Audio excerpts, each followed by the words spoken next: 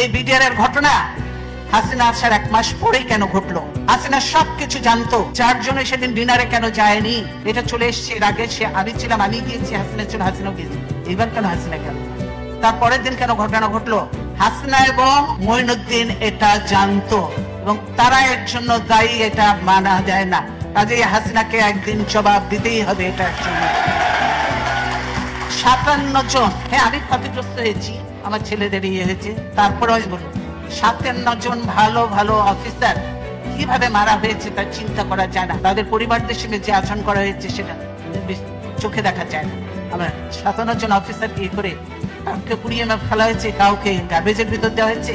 আপনারা জানেন যে একজন দিয়েছিল, সে র্যাবে আমরা নিয়েছিলাম, লোকটা খুব ভালো ছিল, গুলজার, আপনারা জানেন গুলজার ধরেছিল ওই শাইখ আব্দুর রহমানকে, তার জন্য রাগ ছিল ওই মির্জা আজমের, তার বোনের জামাই ছিল, তার জন্য গুলজার সন্ধ্যা পর্যন্ত র্যাবকে, মোয়েনকে, অমুককে বারবার ফোন করেছে, হেল্প হেল্প হেল্প, সাহায্য চেয়েছে, কিন্তু কেউ এগিয়ে আসে।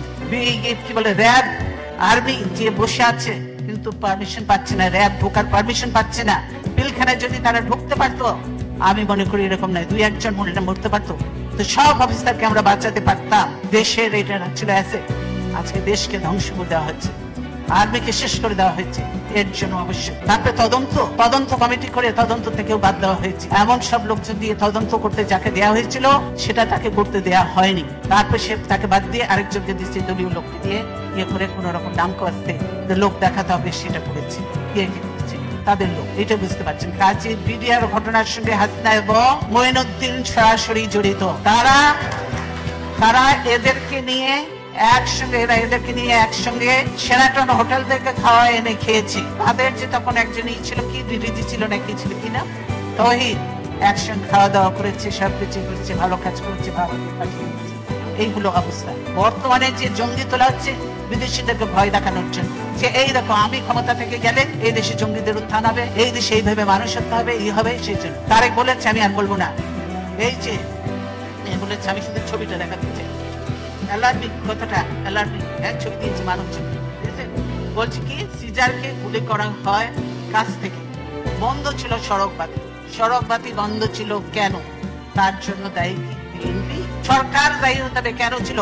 ডিপ্লোম্যাটিক এরিয়া, ওটা সেখানে বাতি বন্ধ থাকার কথা নয়, বাতি বন্ধ থাকা। আর এখানে জড়িয়ে দিল বিএনপি, সেই আমাদের কাইয়ুমকে জড়িয়ে দিল, যে কাইয়ুম মোটেই না। এই হলো মিথ্যা, হাসিনা মিথ্যে কথা বললো, মানে প্রতিনিয়ত হাসিনা মিথ্যে কথা বলছে এবং মানুষের উপরে অত্যাচার চালাচ্ছে।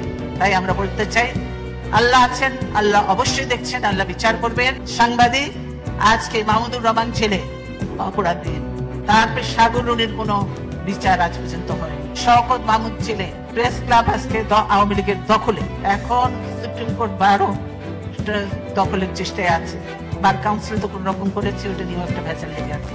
এই হলো অবস্থা, সব দলীয়করণ দখলীকরণ চলছে চুরি জায়গা থেকে। সেই বাংলাদেশ এখন মুসলমান, হিন্দু, বৌদ্ধ, খ্রিস্টান কোন ধর্মের মানুষ নিরাপদ নয়, এবং যত দুর্ঘটনা ঘটছে তার সঙ্গে হাসিনা এবং আওয়ামী লীগ সরাসরি জড়িত, এবং তার পুলিশ বাহিনী, পুলিশ এবং র্যাব এরা জড়িত। তাই আমি বিদেশিদের কাছে আহ্বান করবো, এই র্যাবের ইউএন মিশন বন্ধ করতে হবে, র্যাবকে বন্ধ করে দিতে হবে, র্যাবকে যে গুলি টুলি সাপ্লাই দেওয়া হয় এগুলো বন্ধ করতে হবে, নাহলে বাংলাদেশের নিরীহ মানুষরা মরবে, বিদেশিরাও মরবে, এবং এগুলো সব বন্ধ করতে হবে। র্যাব পুলিশদেরকে, পুলিশ এই দেশে দেখছি পুলিশরা হলো জনগণের সেবক, জনগণের নিরাপত্তা দেয় এরা, অথচ বাংলাদেশের পুলিশ জনগণকে ধরে নিয়ে যে ঘুষ নেয়, নাহলে গুলি করে হত্যা করে জঙ্গলে ফেলে দেয়। এই হলো বাংলাদেশের পুলিশের অবস্থা। কাজেই আমরা খুব একটা খারাপ সময়ের মধ্যে দিয়ে বাংলাদেশ যাচ্ছে, আমরা অত্যন্ত কষ্টের মধ্যে আছি। তারপরেও আমি এতদিন গণতন্ত্রের জন্য সংগ্রাম করেছি, এখন অনেক বয়স হয়েছে, তারপরেও বিশ্বাস আছে, আস্থা আছে, আল্লাহর উপর বিশ্বাস আছে এবং আল্লাহর রহমত আছে। গণতন্ত্রের শেষ লড়াই পর্যন্ত আমি চালিয়ে যাব এবং দেশে গণতন্ত্র প্রতিষ্ঠা করে ইনশাআল্লাহ তারপরে দেখা যাবে আল্লাহর ইচ্ছা। তাই আমি আপনাদেরকে অনেকদিন পর দেখা হলো, আবার কবে দেখা হবে জানি না, কিন্তু বলতে চাই, আপনার প্রবাসে থেকে বাংলাদেশে কারো কথা বলার কোনো সুযোগ নয়, কোন সাংবাদিক কিছু লিখতে পারে না, ধরে নিয়ে চলে যাবে, মামলা দিয়ে জেলে ভরে দেবে, কেউ পারে না। যা 2-4টা কথা আমি বললেই ধরলে ধরুক, কিছু আসে জানে, ভয় পাই না। প্রবাসে আপনারা আছেন, এবং আপনারা কিছু কথাবার্তা বলবেন। টক শো এখন টক শোতে যেতে পারে না, আপনারা কথাবার্তা বলবেন, আপনারা লেখালেখি করবেন, আপনারা জানাবেন, সেটাই করতে হবে। কাজে প্রকাশে আমরা বলি যে আপনার সোশ্যাল মিডিয়াটাকে আপনার বেশিরভাগ কাজে লাগান, এটাকে কাজে লাগান, এবং এটা দিয়ে বিশ্বরে সেই স্প্রিং রেভলিউশন হয়েছিল, বাংলাদেশেও এটা দিয়ে রেভলিউশন করা সম্ভব এবং গণতন্ত্রকে ফিরিয়ে আনা সম্ভব। তাই আমি আমার বক্তব্য দীর্ঘায়িত না করে আপনাদের সকলকে, আপনাদের অনেক মূল্যবান সময় দিয়েছেন, সেজন্য আপনাদেরকে ধন্যবাদ জানিয়ে আজকের মতো বিদায় নিচ্ছি। ইনশাল্লাহ ভবিষ্যতে আল্লাহ যদি জীবিত রাখে তাহলে আবার দেখা হবে। ধন্যবাদ।